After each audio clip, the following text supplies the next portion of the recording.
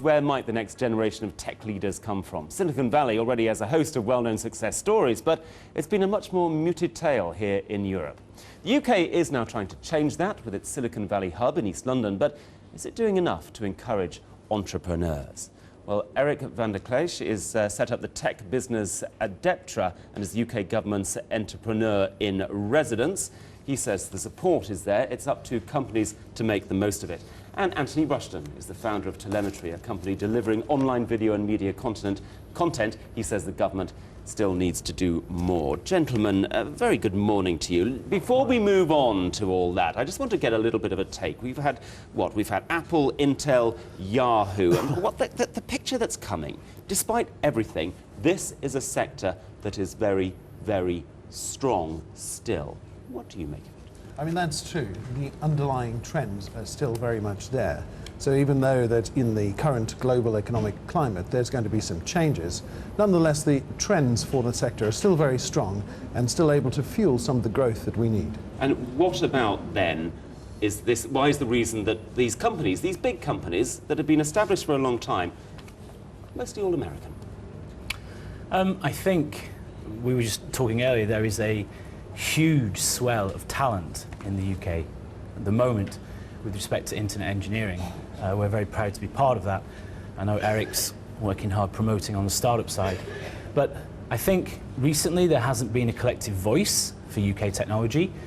It's amazing just how much talent there is in the UK and how ironically we go about it in a way that's very British. It's very understated. We go for the infrastructure, we go for global infrastructure, and we try not to court the press perhaps as much as the American .com and tech businesses who go for the commodification of emotions, social networking. British internet engineering and tech businesses tend to go for infrastructure and facilitation, but it's beautifully predictable, beautifully scalable, and has the potential to control how those American businesses commoditize their assets. Eric, no collective voice, understated approach, it's typically British. I think we could certainly celebrate our successes much more.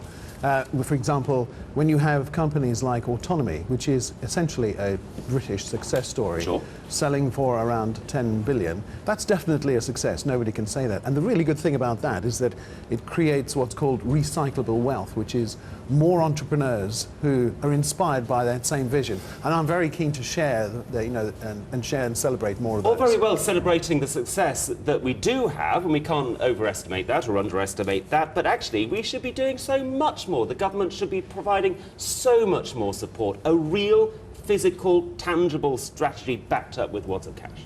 Well, fortunately we have. At the beginning of this year, there were 4 major policy changes that we put in place.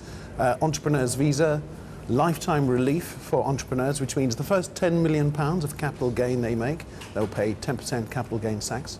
We reduced the corporation tax on an ongoing basis and also improved the incentive for people to do R&D. So the R&D tax credit is now 225%. Well, that sounds good, doesn't it? Isn't that what you need?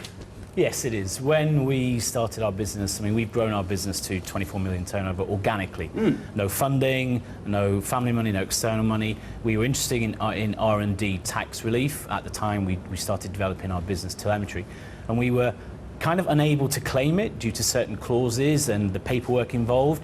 What I'd like to see as a business owner of a British organic tech business that has the potential to control a market, online video, we would like to see more moves towards tax relief and encouragement for employees of tech businesses to join tech businesses, potential employees. So tax relief for employees and encouragement for team members to join technology businesses away from financial organizations, which may include housing at the Olympic Village.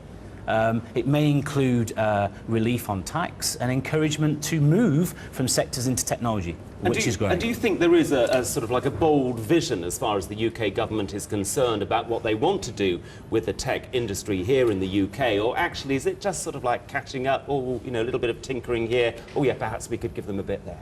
Our awareness of Tech City was kind of limited to the press we read, which was when Google got involved in taking 5 floors or 7 floors of a block on a lease.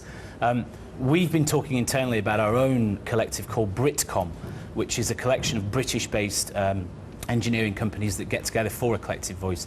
But ultimately, we feel that we've been left alone for quite some time. Isn't that just because you'd like to be left alone? Yeah, no, sometimes? we're not asking for government protection. What we would like to have, though, is encouragement. We'd like to be promoted. For example, David Cameron's visit to Russia. There wasn't one British technology company representative on the plane. Not one. They were all accountancy firms. They were all consultancy firms. Very red brick, basic organisations with no technology. We're running out of time. Eric, just a final word to you. Do you think one day we will see very soon a British Mark Zuckerberg, for instance? Oh, I'm confident of it. I mean, the growth that we've seen in Tech City means that we've more than doubled the size of Tech City in the last 12 months. So coming from that, we'll definitely see other success stories. OK, Eric van der Kleij and Anthony Rushton, I'm grateful to you. Thank you very much indeed.